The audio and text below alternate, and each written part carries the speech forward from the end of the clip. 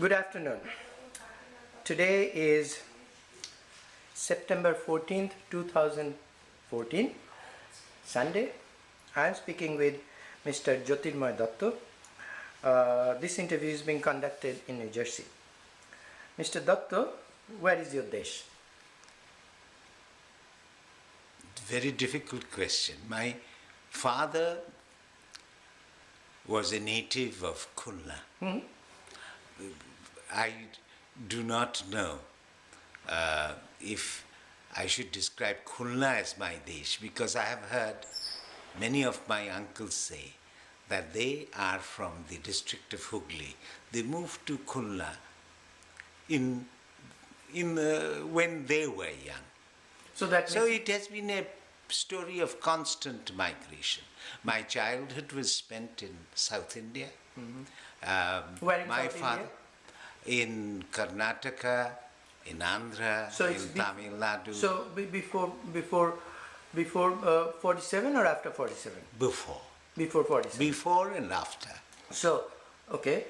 And so in Khulna, what place in Khulna is your... The name of the village is Sahosh, meaning courage. Oh, isn't that nice? And the police station was Dumuria. Dumuria. This was in my father's imagination. If there was any paradise on earth, it was Sahosh Gram. Okay. And Dumuria. Can you tell us how was the gram, how's the village like? I have no idea. That means did you live It must have been on the edge of the tidal tidal reaches of Sundarbans. Okay. My father's grandparents perhaps first colonized that part of the wilderness. When after our first visit abroad, when we returned to India, my father told Meenakshi that you have been to many countries, but you haven't visited that what is the earthly paradise, and that is Khulna. And did you go there after you came? With her, with Meenakshi? Unfortunately, I have no memories of my father's ancestral village. Okay. If he described Khulna as the place. paradise on earth, my childhood being spent in hill country of South India, to me, my real land is Rayagada and Hospit and Bellary. But just as my father moved away, I too have been, that paradise is lost to me. Can you tell us little bit about your, whatever village life or Sahosh? My father's father died early, and my father spent a childhood where he said that his drink of milk came from the udders of cows left free to roam on shoreland. And he would fish in tidal creeks, and his family consisted of his mother and a sister who was never very close to us in life. My father's older brother had a small job in Bihar, and he was 20 years older and came very rarely to the village. So it was a sort of my father was almost a sort of independent orphan boy who grew up strong and very wild and very brave. It is said that he preferred, when he came to a river, he preferred to cross it not by a bridge or by ferry, but by swimming across. Now, your name of your parents? Bholanath was my father, Fulu or Usha my mother. Right. And she grew up in Gorakhpur, Uttar Pradesh. Oh, I see. She too was orphaned early and was taken care of by her cousins Okay. and others. Okay. And what was their professions? My mother's families. But your father and mother. My father was an engineer, like your father. My mother was a house builder. And your grandparents' name? Keshoblal Datta. Okay. I don't remember my grandmother's name. That's what I say. Most of us don't know even our. I have got it written down somewhere. Yeah, but yeah.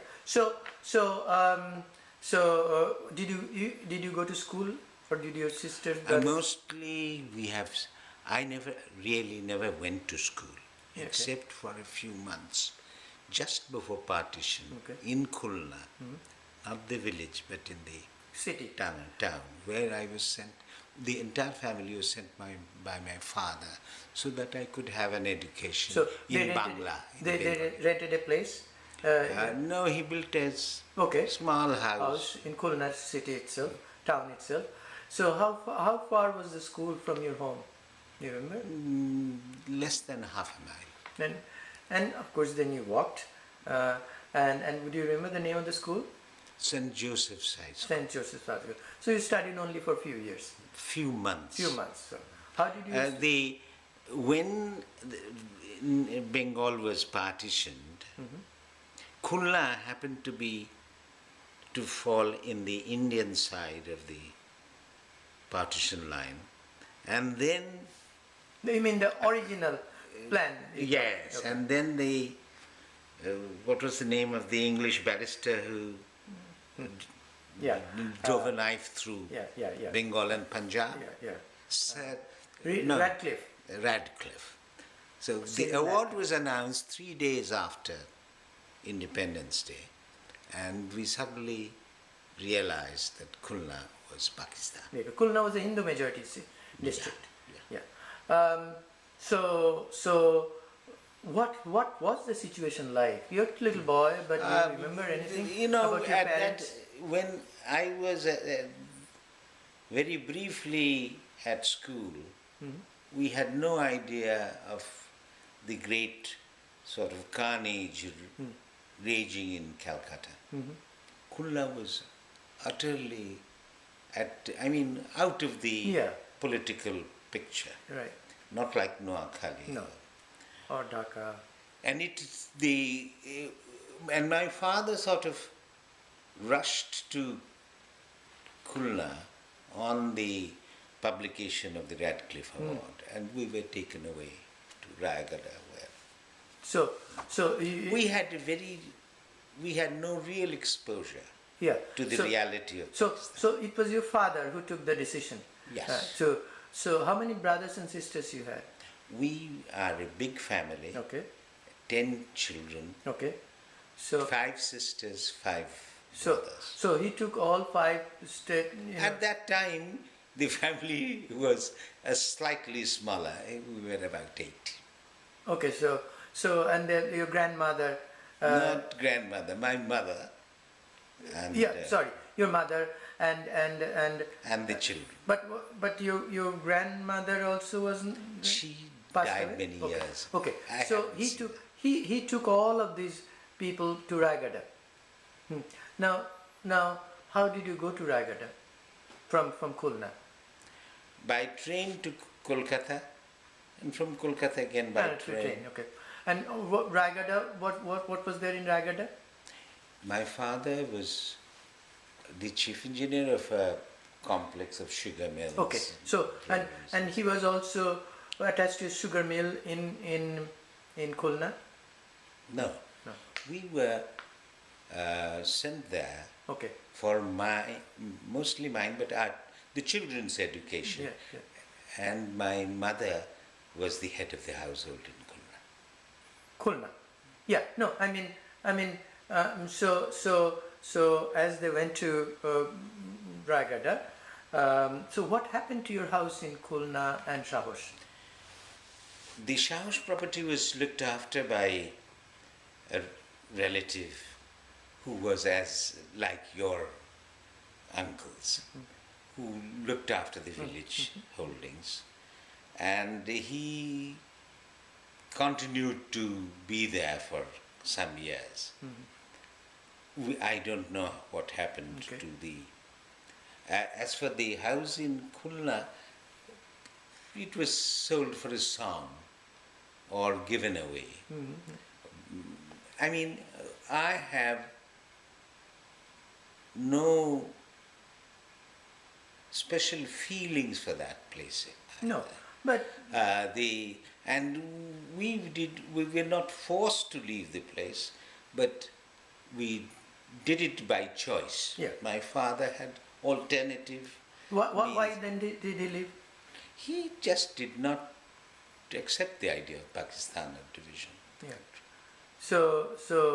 But he gave up all his assets that he had built in Khulna and in Sahosh. I mean, for a song. Yeah, right. I mean, yeah, there people say they often gave away because they didn't want to sell ancestral property because. No, that is not the case. However, with the case of his, I mean, in the village of Sahosh, we were told that there were two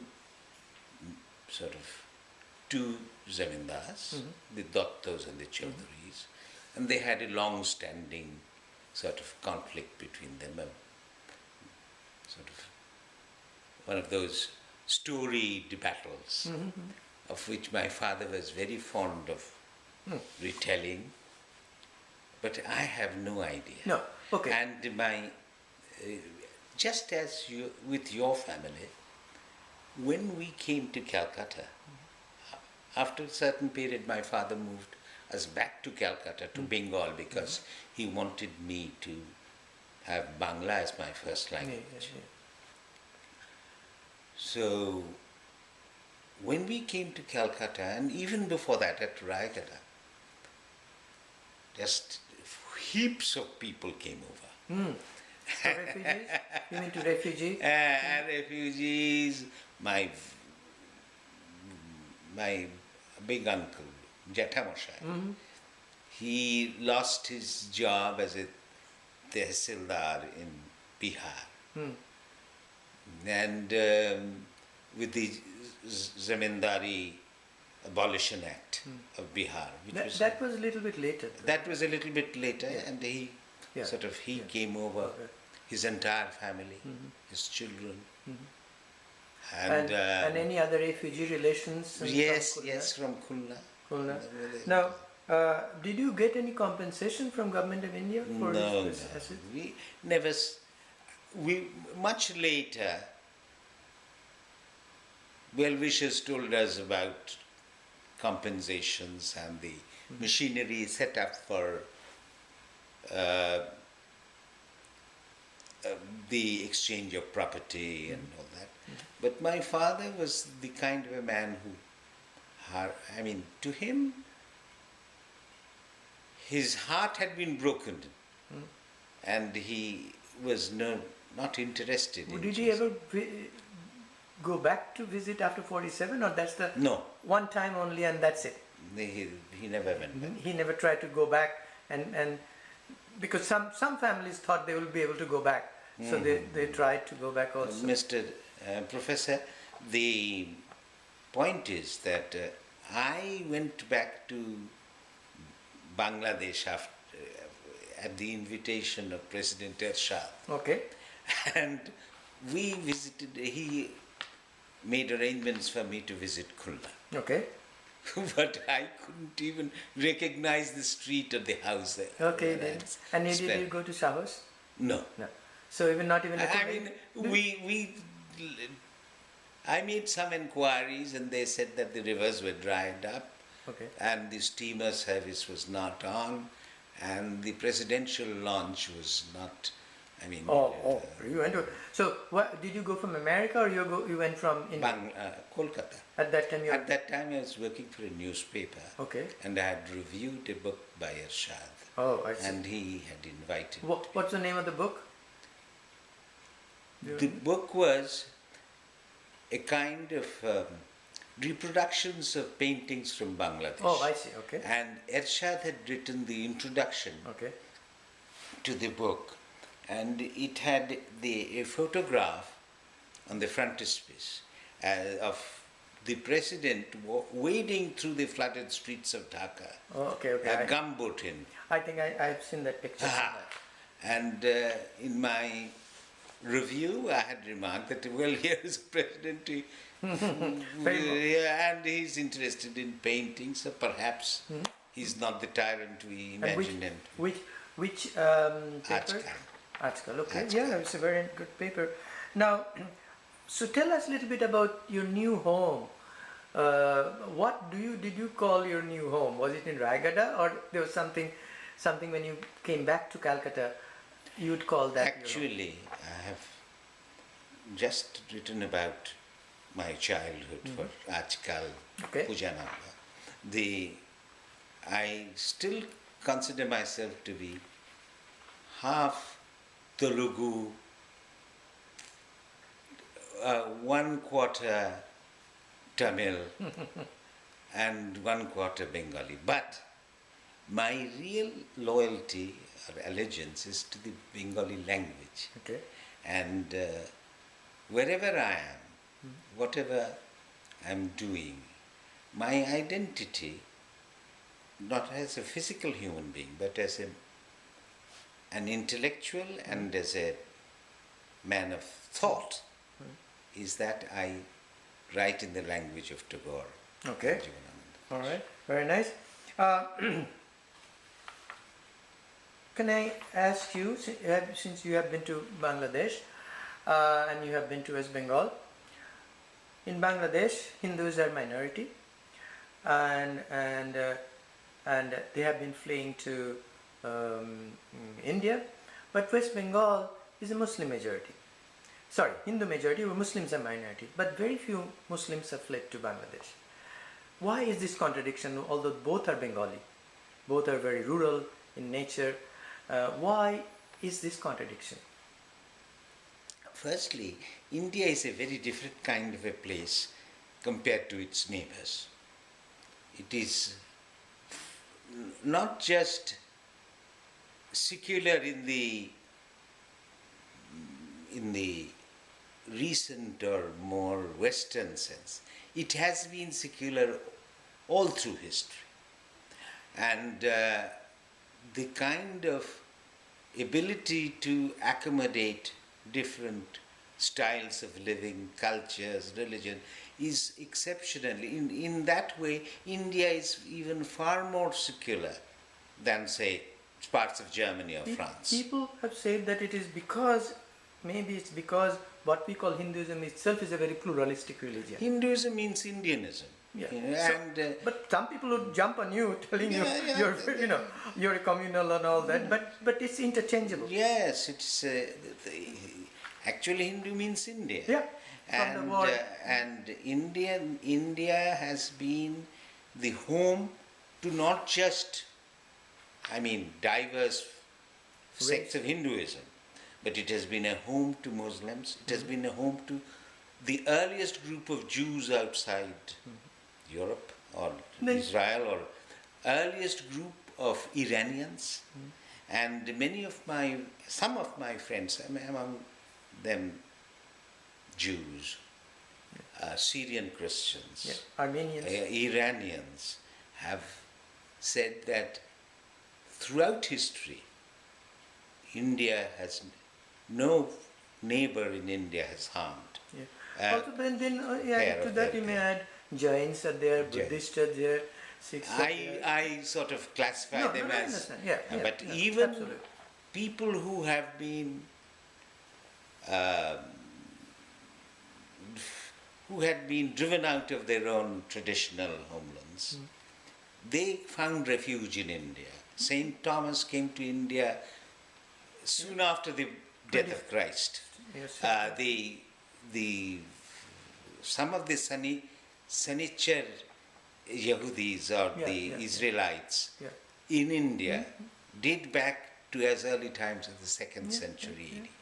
Similarly, Yes. is it with the Parsis? Yeah, we're coming almost close to the end. Has anybody benefited because of partition of Bengal? I'm talking Bengal. Is it rich, poor, Hindu, Muslim? I mean, oppressed or privileged castes or urban, rural? Anybody benefited because of partition? I see that it was a boon in disguise, because Bangladesh shouldn't have been born hadn't it had not the partition taken place. And the injustice of Pakistan compelled Bangladeshis to seek freedom. There, the sacrifices made by the Hindus may far outweigh of that of the, or the role of India has not been fully understood. However, I see that Bengalis have greatly benefited from the birth of Bangladesh. Our language is now at least has the umbrella of the protection of one state, unlike, say, Kannada or Telugu or Tamil. Marathi. It is one of the languages of currently in use even in Queens, even in London. Bangla is. But is it because? Do you think it's because of Bangladesh, or because of? Sure, it's a state is important, but also sheer number, because together you have 200 million. I think it's the fourth or fifth largest nationality. I think in this respect we can. People from West Bengal can sort of give the credit to Bangladesh. Absolutely, no question, because it's there, and because that's we are not assertive enough in our language. We are not, as a group, we are not as dynamic as seeking new pastures. The Bangladeshis are now all over the world seeking new kinds of self-expression. Yeah. Have you ever been victimized in India because of your Bangladesh ancestry or East Bengal ancestry? No, I've been victimized for my opinions. I had to go to jail because I wrote against the emergency. So that was during Indira Gandhi's rule. Yeah. So how was it? How was that experience? Well,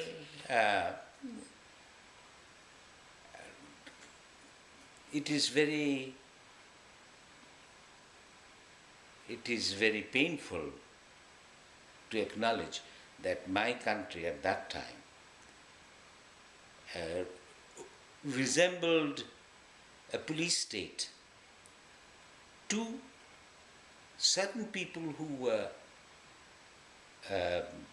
in the face of the government machinery of repression. It was not widespread, it's not well known. But my home was raided night after night. My family was subjected to all kinds of oppression. I mean, which would be more in character with Pakistan or other oppressive. Yeah. Now, how long, when you went to Bangladesh at the invitation of Ershad, how many days were you there? Actually, he invited me again and again. Okay. And we developed a personal fondness, I would say, for each other. And he wanted to be recognized as a Bengali writer, as a poet. So he was also cultivating me for reasons. Okay. So I went more than, Couple of I think, times. 8 times. Oh, 8 times. Between which years? He was there in the 70s. 81 through 91. It must be between that. So you're going every year then? No. Only this lasted only, say, from 87 to 89.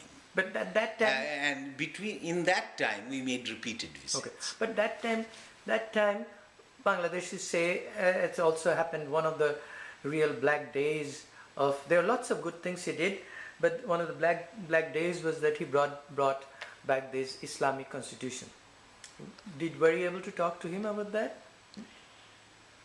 it was, we did not discuss much politics, but I made it clear that I did not agree with him Okay. politically at all. Yeah, yeah, yeah. On the other hand, when he wanted to show me his poems or discuss Jivanananda Das with me, or that the Bengal landscape being best imaged in Jivanananda Das's poetry, that was all how it developed. However, I credit him with one thing.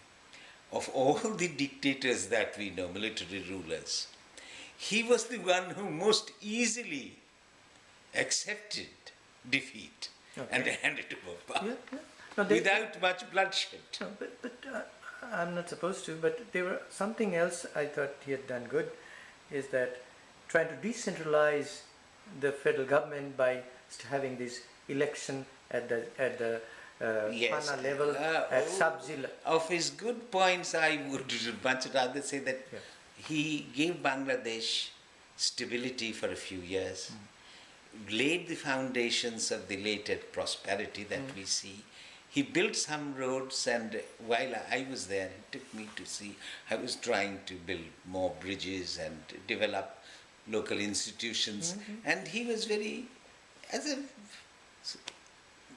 after all, a politician and a statesman or a head of a country, but with me personally and with Meenakshi, for a few years, a couple of years, I had the feeling that just being a Bengali journalist or Bengali writer was important to him. Okay. No longer is there any such feeling. I mean, Bangla is now in India very much of a second-rate language. Sure. The state supports Hindi, and Tamil is strongly defended by Tamil Nadu. But West Bengal government has no sense of this. Yeah. Even Kannada, or Gujaratis. Karnataka is a very strong academy, and anyway, I'm just about to end. Thank you, Shachi, for talking about these subjects which are barely touched upon. And may I use this opportunity to salute you on the work you are doing? No. Thank you. So no, thank you. But so what people ask you, what's your home base? What do you say now? I would, there is a feeling that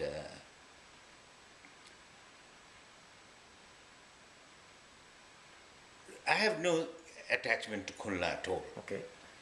I have some feeling for Kolkata, which is where I spent the best years of my youth and my working years too.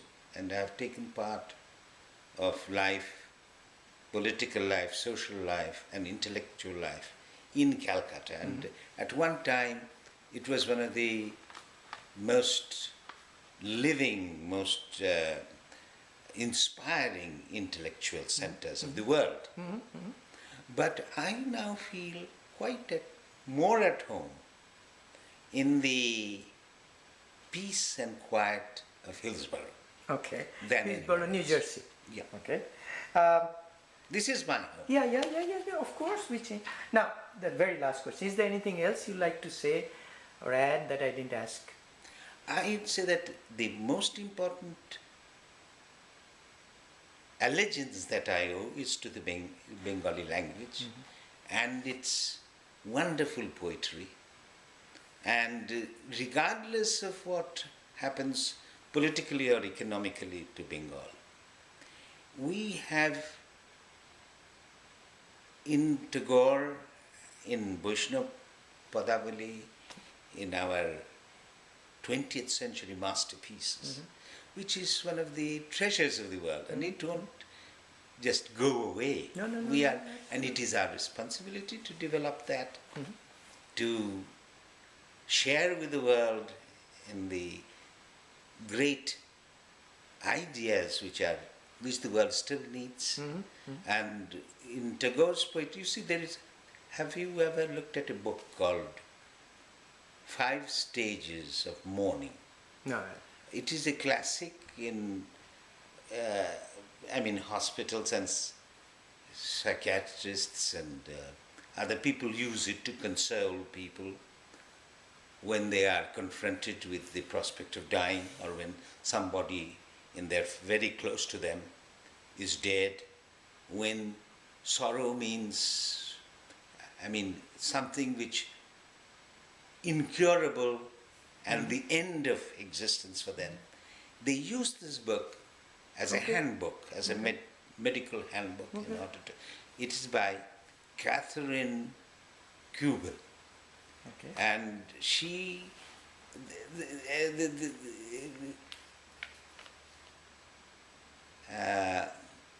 Catherine Kubel, and then hyphenated something. That 5 stages of mourning. Okay. And this book has many chapters. Okay. It's half a clinical book, half a human book, sociological book, but each chapter begins with a quotation from Tagore. Okay. And the author explains that while she knows of no other source, no other poet or writer or religious book in any language who understands the meaning of death and who has overcome it like Tagore. Okay. Thank you. Thank you very much.